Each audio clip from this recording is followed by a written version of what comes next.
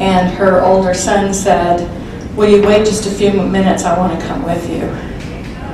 And I can't even tell you how happy I was, because that's been my prayer for the last 3 months, is to get this young man to church. He's a musician. I really wanted him to hear the music in churches today, because I thought it would really relate to him.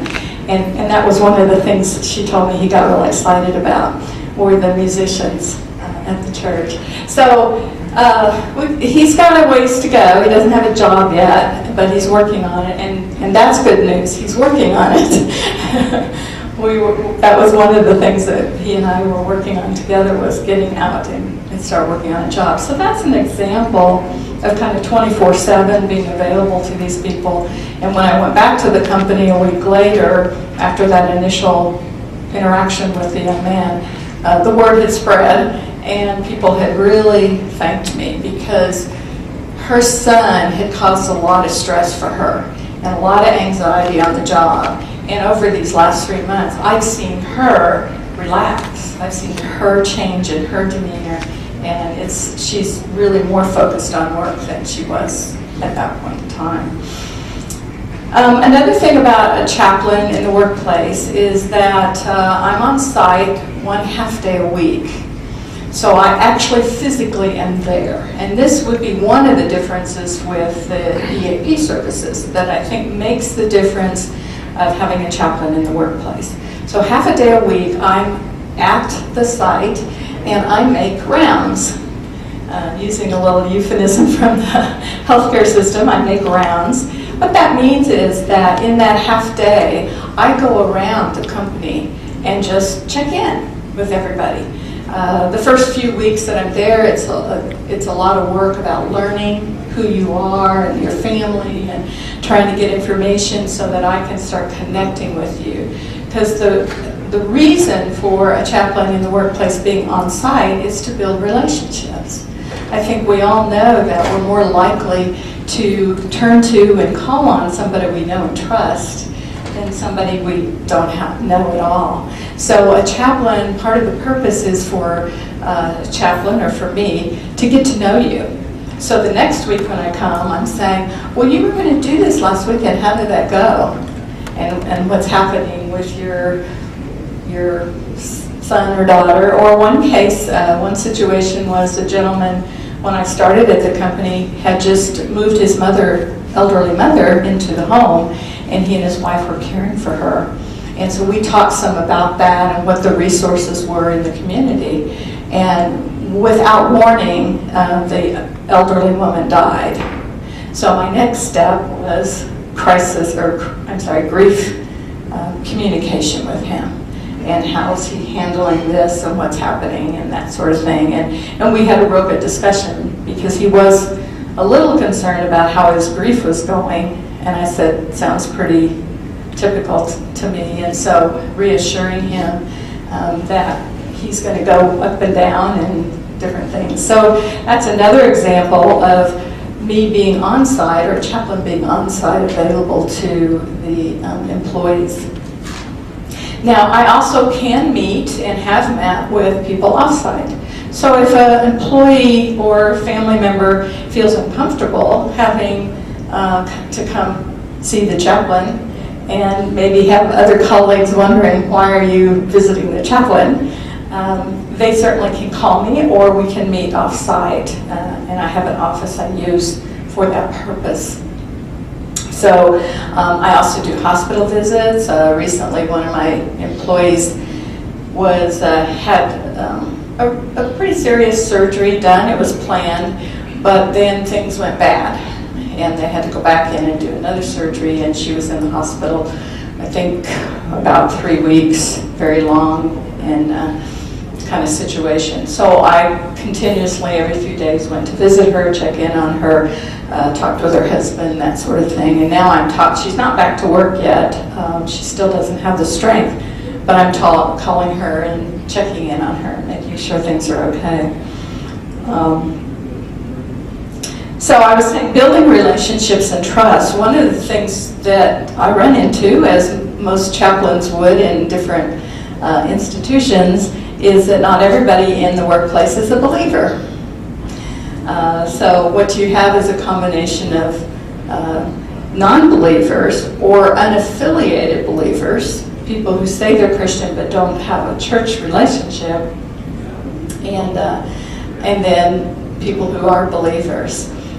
It's real important as a chaplain that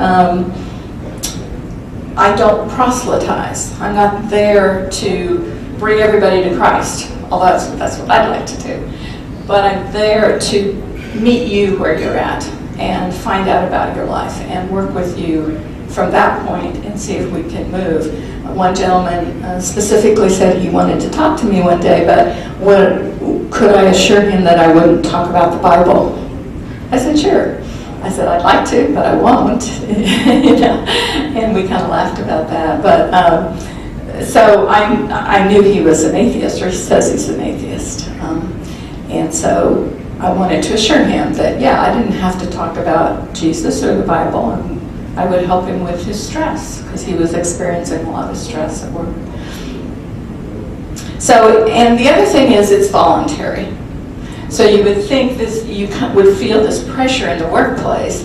Here I come on Friday mornings, and everyone's kind of like, there's a chaplain, I better be good, I better not swear, I better not do whatever I normally do, because there's Dr. Deb. And it's really interesting. It takes about 3 months for everybody just to feel like I'm normal in the workplace. That first month is tense, tight, you know, I'm trying to build relationships. They don't know who I am and what I'm really going to be doing there. And, you know, if I'm going to try to probe their psyche and figure out their deep, dark secrets. And what I found is about 3 months, there's this relaxation.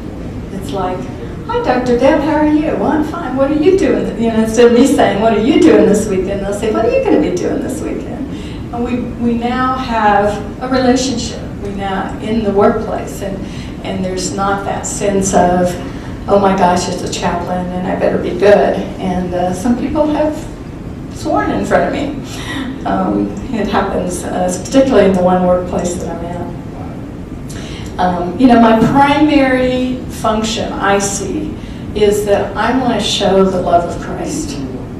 I want them to see Christ in me, so that I'm approachable and they want to know more about this Christ. So that's kind of my agenda, my goal, is to be as Christ-like as I can be. And I pray each time I go to the workplace, please show me, Lord, who needs me today.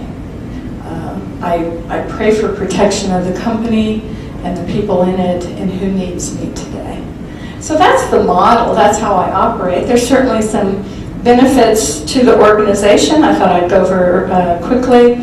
One of the things is the chaplain can serve as a person who demonstrates servant leadership to the organization. Now, the two companies that I'm with right now, the owners are Christian, and so they have set up an organization with a lot of respect and integrity and using biblical principles and things like that. But that's part of the chaplain role. I'm not just there for employees, but I'm there for management as well.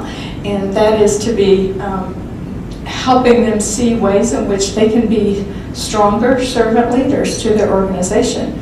The role of a chaplain is also to observe the organization and see what might be needed in the organization.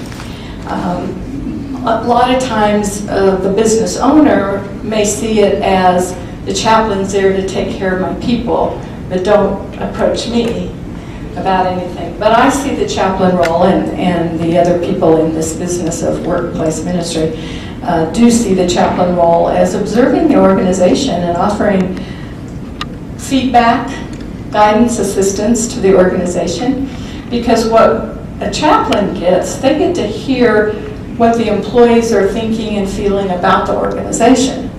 And a chaplain has to be very cautious and careful about the assessment of that, Because certainly you could have a disgruntled employee come to you as a chaplain and go la la la la la about this company, and it may be their issue and not a company issue. But when you start hearing it from several different people in the organization that we're not really happy about how things are going in this area, then it should alert the chaplain to go, is this something that I should start sharing with management or the business owner? That happened in one of my companies, and I started observing and hearing some disgruntled feedback from the employees about how some things weren't happening. They wanted more interaction with the business owner on they felt like they had information that the business owner should know, but there hadn't been created a way in which to share that information. It was like they didn't feel like the business owner was asking them for their feedback, and they really wanted to share it because they felt like they're in the midst of doing that work and they had some good ideas. So I prayed about it, and I had an opportunity in a private sort of way to share that with the business owner. And I said, I have some feedback. I've heard some things, and I said, I would like to share it. Is this something you would like to hear? And so he said yes, and we had this conversation. And he prayed about it for a while and thought about it, but several other things happened. As soon after I had had that conversation, several other things happened where he got additional feedback, and it confirmed to him that he needed to address this issue. And he did, and it changed things. And it was so exciting to see that happen. I was like, thank you, Lord. But, all of that is kind of slow process, and you have to really be careful about assessing that situation. So it would be things like that a chaplain would do with the management part of the organization. As I said, we've seen statistically that having chaplains available improves performance and retention rates. There was one, I don't work with a fast food company right now, but there was a fast food company that had a chaplain, and they were having terrible retention rates. And as you know, you all go to fast food restaurants. It's not the most high-paying job and exciting job in the world. And but by having a chaplain available to the employees, it did change their retention rates, and they were very pleased about that. We know management studies over and over again tell us that it's not money that people really want to have. It's not their highest priority for employees. I know that sounds crazy, but they really want recognition and acknowledgement. They want their organization to know that they're doing a good job. And so one of the things about having a chaplain in the organization is that the chaplain can be a part of that. If something happens, an award is given or some recognition, the chaplain can really reinforce that with the employee, or talk about ways in which they can improve their performance. And I spend a lot of time making sure I'm just really, how would I say this, letting